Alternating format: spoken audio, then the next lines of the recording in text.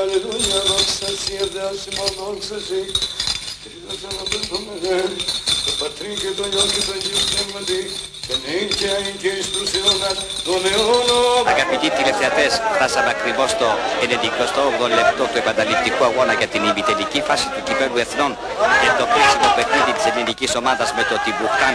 Όπως δείχνουν τα πράγματα θα λήξει μάλλον 0-0. Το παιχνίδι έχει χαθεί, αγαπητοί τηλεθεατές, και έτσι η Ελλάδα για μια ακόμη φορά θα μείνει έξω από τη μεγάλη διοργάνωση.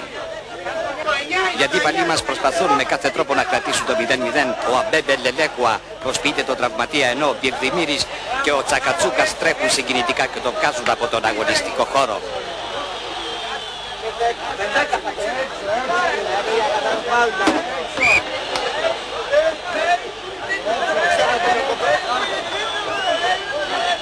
Η τελευταία μάλλον επίθεση της ελληνικής ομάδας με τον Καραβίτρο αποκρούεται όμως εύκολα από το λίμπερο του Τιμπουρτάν Μόλα Καλούμπα.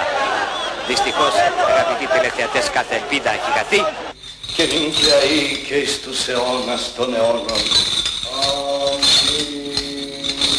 Κύριε ελέησον, Κύριε ελέησον, Κύριε ελέησον, σώσον και διαφύλαξον ο Θεός ημάς offside.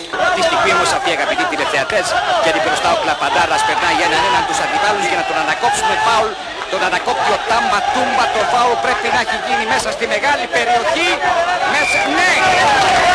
Πέναλτι, αλληλούια, αλληλούια, αλληλούια, αλληλούια, αλληλούια, αλληλούια, ποιος θα το χτυπήσει.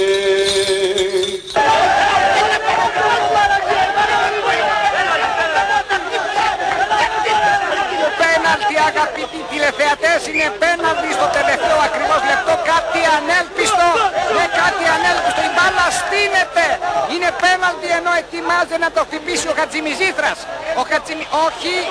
Όχι, εκτελεστής θα είναι μάλλον ο Μάικ Γιαουρτάκος, ναι. Στους αιώνας των αιώνων. Παίρνει φόρα και στέλνει την μπάλα στα δίκτυα για να γράψει.